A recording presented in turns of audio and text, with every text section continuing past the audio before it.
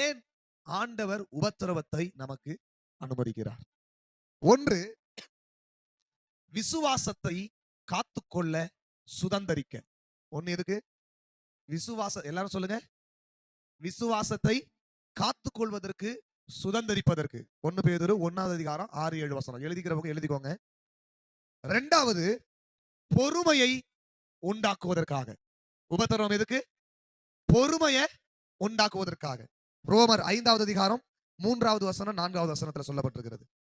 மூன்றாவது, உபத்திரவத்தை தேவன் ஏன் அனுமதிக்கிறார்னா, தேவனுடைய மகிமை நம் மூலமாக இந்த பூமியில வெளிப்படுவதற்காக. மூணாவது எதுக்கு? ஆண்டவருடைய மகிமை வெளிப்படுவதற்காக. யோவான் 9வது அதிகாரம் 2-3 வசனம். நாலாவது, தேவன் ஏன் உபத்திரவத்தை அனுமதிக்கிறார்? தாழ்மையை கற்றுக்கொள்ள. நாலாவது எதுக்கு? தாழ்மையை கற்றுக்கொள்ள. 2 கொரிந்தியர் 12வது அதிகாரம் 7-9 வசனங்கள். தாழ்மையை கற்றுக்கொள்ள. ஐந்தாவது, நித்திய கன மகிமையை பெற்றுக்கொள்ள. ஐந்தாவது எதுக்கு? நித்திய கன மகிமையை பெற்றுக்கொள்ள. 2 கொரிந்தியர் 4வது அதிகாரம் 17வது வசனம். நல்ல கவனிங்க. இந்த உபத்திரவம் என் வாழ்க்கையில கடினமானதா இருக்கிறது.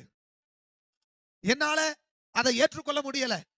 என் வாழ்க்கையில அதை சகிக்கிறதுக்கு ரொம்ப கஷ்டமா இருக்குது. ஆனாலும் ஆண்டவர் அந்த உபத்திரவத்தை நமக்கு என்ன பண்றாரு? அனுமதிக்கிறார். எதற்காக அனுமதிக்கிறார் அப்படின்னா, ஒன்று நம்ம பார்த்தோம், விசுவாசத்தை மேன்மைப்படுத்த, விசுவாசத்தை காத்துக்கொள்ள, விசுவாசத்தை சுதந்தரிப்பதற்காக. விசுவாசம் இல்லாமல் ஒருவனும் தேவனை என்ன பண்ண முடியாது? பார்க்க முடியாது, தரிசிக்க முடியாது.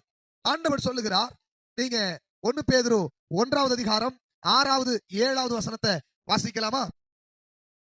1 பேதுரு 1:6-7. நல்ல கவனிங்க. இதிலே நீங்கள் மிகவும் சந்தோஷப்படுகிறீர்கள் என்றாலும் துன்பப்பட வேண்டியது அவசியமானதால் இப்பொழுது கொஞ்ச காலம் பலவிதமான சோதனைகளினாலே துக்கப்படுகிறீர்கள். இப்ப 7வது வசனம் அழகா சொல்லுது, அழிந்து போகிற பொன் அக்கினியினாலே சோதிக்கப்படும், அதை பார்க்கிலும் அதிக விலையேற பெற்றதா இருக்கிற உங்கள் விசுவாசம் சோதிக்கப்பட்டு. ஒரு ஆமென் சொல்லுங்க பார்க்கலாம். அல்லேலூயா, அல்லேலூயா. தங்கம் நெருப்புல சோதிக்கப்படுகிறது போல தங்கத்தை விட விலையேற பெற்றது உங்க விசுவாசம். ஒரு ஆமென் சொல்லுங்க. அழிந்து போகிற இந்த பொன் நகைகளை விட, ஆபரணங்களை விட உங்க விசுவாசம் விலையேற பெற்றதா. ஆண்டவர் சொல்றாரு, அந்த விலையேற பெற்ற விசுவாசத்தை ஆண்டவருக்கு முன்னாடி எப்படி காப்பாற்ற முடியும் அப்படின்னா, இந்த உபத்திரவத்தின் மூலமாக. ஒரு அல்லேலூயா சொல்லு.